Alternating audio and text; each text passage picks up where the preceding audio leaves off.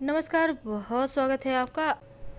सावन का महीना भगवान शिव का सबसे प्रिय महीना और शिव भक्तों के लिए पूरे साल इस महीने का इंतजार रहता है। हालांकि भगवान शिव, अगर हम पौराणिक कथाओं की माने तो माँ पार्वती ने निराहार रहकर भगवान शिव को पति के रूप में पाने के लिए कठोर व्रत किया था।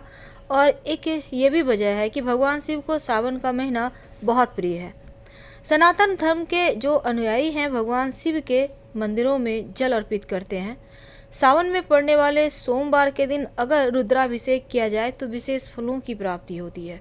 वैसे तो पूरा ही महीना भगवान शिव को समर्पित है और इस समय भगवान शिव की पूजा करने से भक्तों की सारी मनोकामनाएं भगवान शिव पूरी करते हैं। तो पूरे महीने कावड़िए कावड़ लेकर भगवान शिव पर गंगा जल अर्पित करते हैं और साथ ही कावड़ से जुड़ी एक पौराणिक कथा भी है। तो दो शब्दों में हम सुन लेते हैं, फिर जानेंगे कि इस सावन के महीने को ख़त्म होने के पहले वो कौन सी चीज़ है जो ज़रूर घर लाना चाहिए। कथा इसलिए ज़रूरी है क्योंकि इस कथा को सुनने से कांवड़ यात्रा के आप भले ही ना जा सके पर पुण्य फल जरूर प्राप्त होता है। माना जाता है कि जब देवताओं और राक्षसों के बीच समुद्र मंथन हो रहा था तो इस मंथन से 14 रत्न मिले।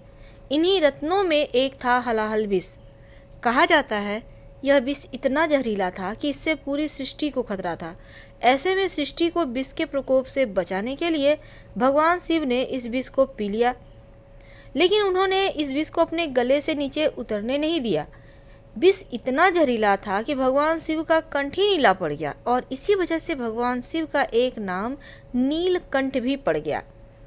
तब भगवान महादेव का परम भक्त रावण कांवर में गंगा जल लेकर आया और उसी से शिव जल से शिवलिंग का अभिषेक किया। इसके बाद से भोलेनाथ को इस विष से मुक्ति मिली। तभी से कांवरिये मीलों पैदल चलकर गंगा जल लाते हैं और भगवान शिव का रुद्राभिषेक करते हैं।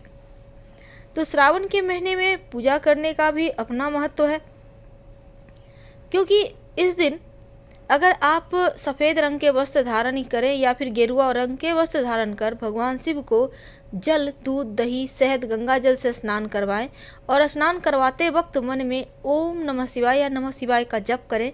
भगवान शिव को बेलपत्र, भांग, धतूरा भी अर्पित कर सकते हैं तो अति उत्तम है। साथ ही माँ पार्वती को 16 श्रृंगार की वस्तु अर्पित कीजिए, फिर प्रसाद के रूप में उसका इस्तेमाल कीजिए। तो श्रावण के महीने की महिमा बहुत है, लेकिन चलिए जानते हैं कि इस महीने में वो कौन सी वस्तु है जो सावन खत्म होने के पहले आप घर जरूर लाएंगे। तो पहली चीज़ है भस्म।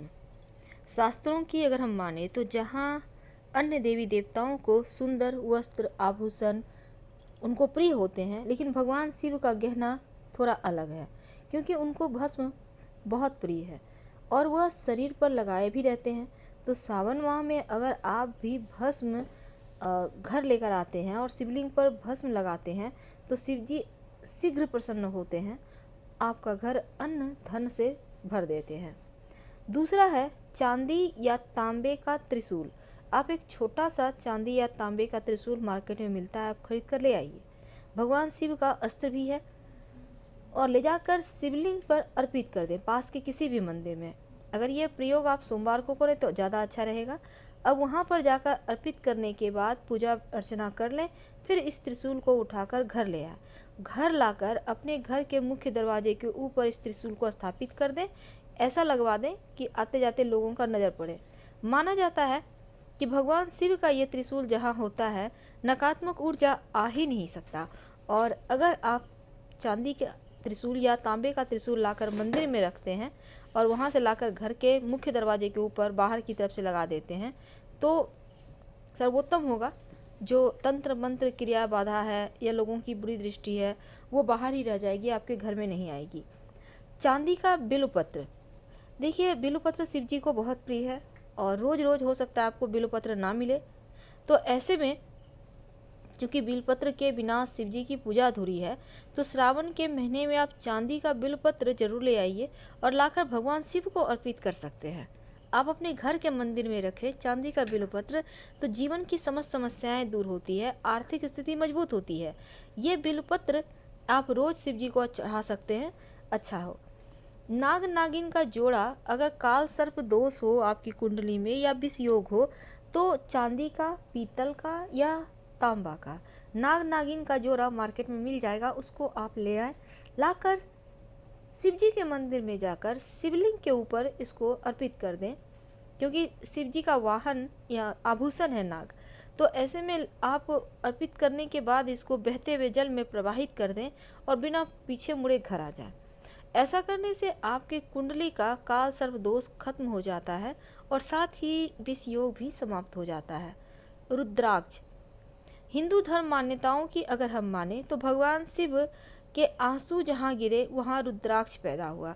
तो सावन के महीने में अगर आप रुद्राक्ष घर लेकर आते हैं तो धन धान्य की वृद्धि होती है, जीवन के सभी संकट दूर होते हैं और सकारात्मक ऊर्जा प्रवाह होता है। तो रुद्राक्ष आप 5 मुखी भी ला सकते हैं, वैसे तो 14 मुखी तक आप कोई भी रुद्राक्ष ला सकते हैं, लेकिन सबसे अच्छा 5 मुखी ही माना गया है, क्योंकि ये बड़े से लेकर बच्चे, बुजुर्ग, महिला तक पहन सकती हैं और इससे हर तरह से आपका सम्मान बढ़ता है, आपके जीवन के कष्ट मिटते हैं। तो रुद्राक्ष आप लाकर पहले शिव जी को अर्पित करेंगे, फिर इसको लाल धागे में आप धारण करेंगे, लेकिन रुद्राक्ष पहनकर तामसिक भोजन ना खाएं। और दूसरी बात, रुद्राक्ष रोज स्नान करके आप धारण करें और रात में सोने के पहले आप इसको खोलकर रख दें, क्योंकि रुद्राक्ष की महिमा बहुत है, इसको पहन के आप सो नहीं सकते। गंगा जल, देखिए सावन के महीने में गंगा जल सबसे ज़्यादा शुभ माना गया है और गंगा जल से भगवान शिव या शिवलिंग का अभिषेक किया जाए तो शिव जी हर पीड़ा हर लेते हैं, क्योंकि हर भक्त कांवड़ में गंगा जल भरकर लाकर शिवलिंग पर अर्पित करते हैं। तो गंगा जल पहले भगवान शिव को अर्पित किया जाता है, इसके बाद संभाल कर घर में रखा जाता है ताकि चारों तरफ से खुशियाँ आए, तरक्की मिले। वैसे तो आप चांदी का चंद्रमा या चांदी का कड़ा भी ला सकते हैं और लाकर आपके घर में जो पुरुष सदस्य हैं, आपके जो लड़के हैं, उनको इस कड़ा को धारण करना चाहिए। पहले शिव जी को अर्पित करें, फिर धारण करें। चांदी का चंद्रमा लाकर आप शिव जी के तस्वीर के पास स्थापित कर सकते हैं, जैसे कि भगवान श्री कृष्ण के तस्वीर के पास चांदी का बांसुरी होता है, ठीक उसी प्रकार। जल का पात्र यानी कि लोटा अगर घर में आपका नहीं है तो आप ले आ सकते हैं, अगर है तो फिर कोई ज़रूरी नहीं है लाना। तो इस बार श्रावण के महीने में विशेष योग भी बने हुए हैं। तो उम्मीद है आप समझ चुके होंगे। 10 चीज़ों के नाम एक बार फिर से हम आपको बता दें। पहला है त्रिशूल। त्रिशूल हमेशा शिव जी के हाथों में होता है और यह 3 देव और 3 लोकों का प्रतीक है। छोटा सा त्रिशूल आप चांदी या तांबा का लाकर आप शिव जी के मंदिर में ले जाकर उनको समर्पित कर दें, फिर इसको लाकर घर के मुख्य दरवाजे के चौखट पे या फिर ऊपर में कहीं पर इसको आप स्थापित कर दें। साल भर आप का घर परिवार सुरक्षित रहेगा, आपदाओं से रक्षा होगी। आप जरूरी नहीं कि हर साल लाना, एक साल ले आइए, पूरी लाइफ चलेगा। रुद्राक्ष सुख, सौभाग्य, समृद्धि और मन की पवित्रता के लिए आप रुद्राक्ष आपको लाना है। घर में रखे हुए रुद्राक्ष को भी आप चाहें तो चांदी में गढ़वाकर धारण कर सकते हैं। डमरू, यह शिव जी का पवित्र वाद्य यंत्र है। इसकी ध्वनि आसपास की नकारात्मक शक्तियां दूर भगाने के लिए होती है, आरोग्य भी प्राप्त होती है, इसलिए डमरू की ध्वनि असरदायक मानी गई है। तो सावन के माह के पहले ही आप डमरू लाकर घर में रख लें। जल पात्र यानी कि गंगा जल लाकर घर में रखें, अगर पहले से रखा हुआ है तो अच्छी बात है। चांदी या पीतल के बर्तन में लाकर उस गंगा जल को भरकर रखें और उसी से पूजा करें तो ज़्यादा अच्छा है, धन का आगमन होता है। क्योंकि सांप भगवान शिव का आभूषण है तो चांदी का नाग नागिन का जोड़ा या फिर आप तांबा का भी आप लाकर श्रावण में किसी भी दिन लाकर इसका प्रयोग कीजिएगा। हर तरह की जो पितृदोष है, काल सर्प दोष है, उससे राहत मिलती है। आप ले जाकर किसी भी शिव जी के मंदिर में जाकर अर्पित कर दीजिएगा। चांदी की डिब्बी में भस्म, किसी भी शिव जी के मंदिर से भस्म लाकर उस डिब्बी में रखकर अपने धन स्थान पर रख दें तो बरकत बढ़ती है, किसी का नज़र नहीं लगती। चांदी का कड़ा, भगवान शिव पैरों में चांदी का कड़ा धारण करते हैं तो सावन के पहले दिन आप लाकर घर में आप जैसे कड़ा ले आकर हाथों में धारण करें तो उत्तम है। चांदी की नंदी, वैसे तो चांदी के नंदी को घर में लाकर पूजा करने से आर्थिक संकट से मुक्ति मिलती है, लेकिन कोई बात नहीं, आप तस्वीर भी ला सकते हैं, ज़रूरी नहीं है कि चांदी का लाया जाए। मोती, चांदी का मोती भगवान शिव के सिर पर चंद्रमा विराजमान है और चांदी की मोती लाकर अगर आप पूजा करते हैं या सच्चा मोती भी ले आते हैं तो आपका चंद्रदेव मजबूत होता है, आपका मन मजबूत होता है। चांदी का बिलपत्र लाकर आप शिव जी की पूजा में इसको यहीं सावन से ही शुरू करें। रोज बिलपत्र, क्योंकि शुद्ध बिलपत्र तो मिलना संभव नहीं होता है, हर समय आ भी नहीं सकता घर, तो चांदी का ही ले आए और रोज भगवान शिव पर समर्पित कीजिएगा। पापों का नाश होगा, शुभ कार्यों का घर में संयोग बनता है। तो हम आपसे विदा लेते हैं। जानकारी अच्छी लगे तो लाइक कर सब्सक्राइब करें, अपनों से शेयर करें और कमेंट में हर हर महादेव जरूर लिखें। धन्यवाद, हम फिर मिलेंगे।